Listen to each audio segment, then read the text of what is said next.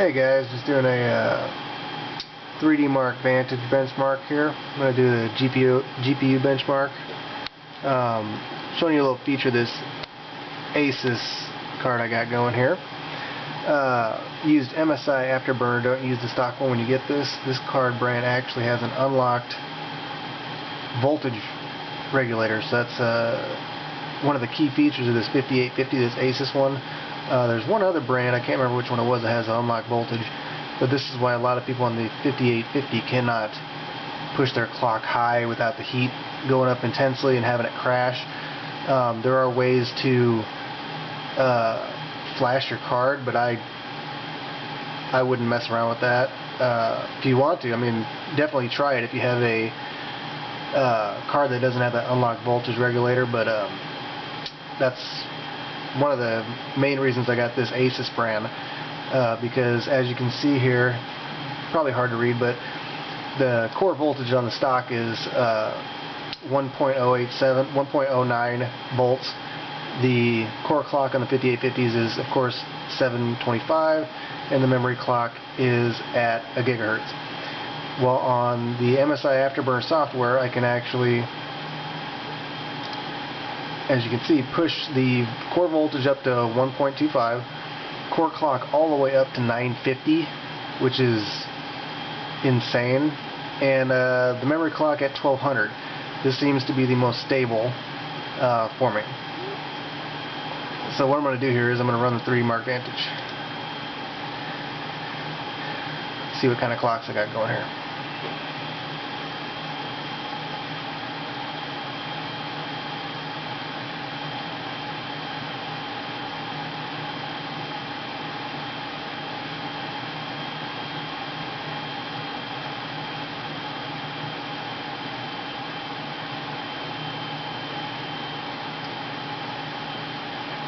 And I don't know if you can see the frames per second on this first test, which I'm just going to leave in place because I just want you to see the end score here. I'm pushing, 55, anywhere from 60 on this test, which is insanely high for this bench. The real test is, of course, the new Calico one, and you'll be pleasantly surprised when you see the frames per second on that bad boy. I'm going to stop talking for a bit, step away, let this test run, let you guys see how smooth it runs on this, and I'll be back.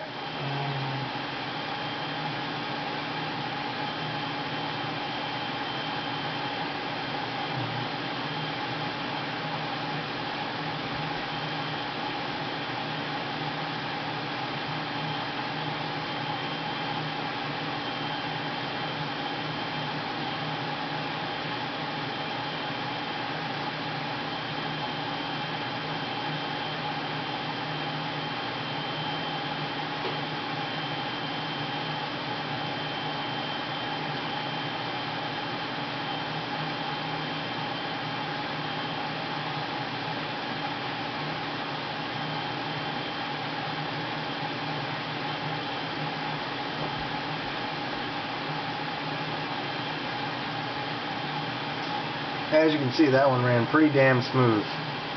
Wait till you see the Calico one, though. It's unbelievable for this being a 5850. Again, most people average 35 frames per second on the 5850s stock sometimes. I'm pushing 100 frames per second. God, can't see it. Again, you'll see my score at the end here. Hate this camera. But I'll just let this test run because you can see how smooth it's running.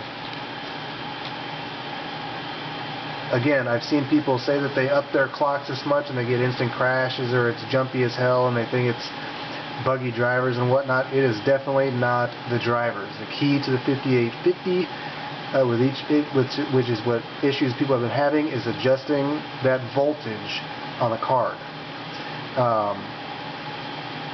Now, when I've been running this test, people giving my results on the Vantage benchmark here, people have been stating that I'm not necessarily honest on what's running in my system, and because some of my GPU scores have been running well over a 5870 score for 3D Mark. And all I have to say to that is that pushing the clock all the way up to 950 definitely makes a huge difference in these benchmarks, because the 5850 seems to hit higher clocks than the 5870 when you're trying to overclock that thing, because of the voltage being able to be adjusted on there. A dual 5850 system, which I'm definitely going to do around Christmas time, is most people get, like in this test right here, at this point when you're flying around these asteroids, you get major stuttering and slowdown on most cards. And as you can see here as it's flying through there, I'm not getting none of that. I mean, I've got smoothness when it kind of whips around in here. And I'll tell you what, I couldn't even get that on my dual when I had a buddy bring over another 4890. We had my 4890 in the card. You know, I'm still well over 30 on this test. You know, I'm in the 70s and 60s right now. But people that have got the 5970s, the dual GPU setup, people were kind of like, well, why is my 5870 higher, you know, on the score? And all I have to say to that is that 5970 is closer to a dual 58, or sorry, the 5970 is actually what I would call a dual 5850 card. It's not a 5870. I mean, yes, it does have the shader units on there, but the core clock on the 5970 is actually at 725 and 1000 on the memory, which is exactly a 5850 clock. So those are actually underclocked cards big time if it's supposed to be a dual 5870 setup. So if you get that 5970, don't be upset when your scores aren't anywhere close to a dual 5870 setup. They had to put the core clock down on those things because of the heat it was generating. Maybe they'll come out with a updated version where those clocks can be overclocked a ton, but as far as a single card setup, those 5970s are still a beast. But a dual 5850 setup overclocked like I have it now will annihilate a 5970. So I think that's why the 5970 costs $600. People are thinking it's going to be $800, is because it's technically closer to a dual 5850 setup stock. Or sorry, yeah, 5850 stock. I know that was a lot of words I was just throwing there, but I'm just trying to get the technicality of it all out to people.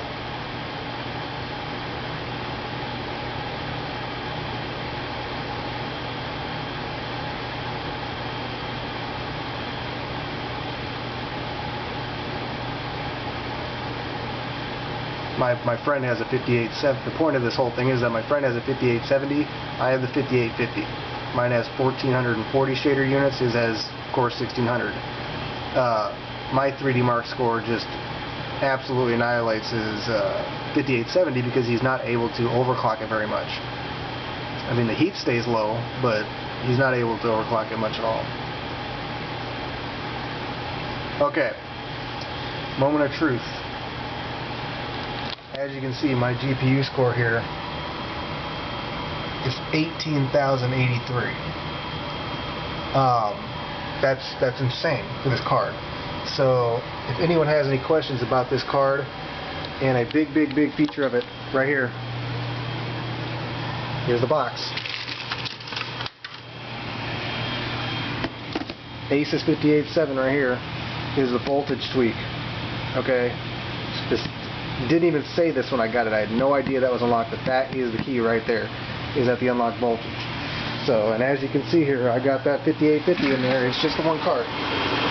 Only got the one card in there. So if you guys have any questions, let me know, because this is an absolute monster. I love it. I'm in love right now. So 18,083. That's killer. Alright? See you later. Bye.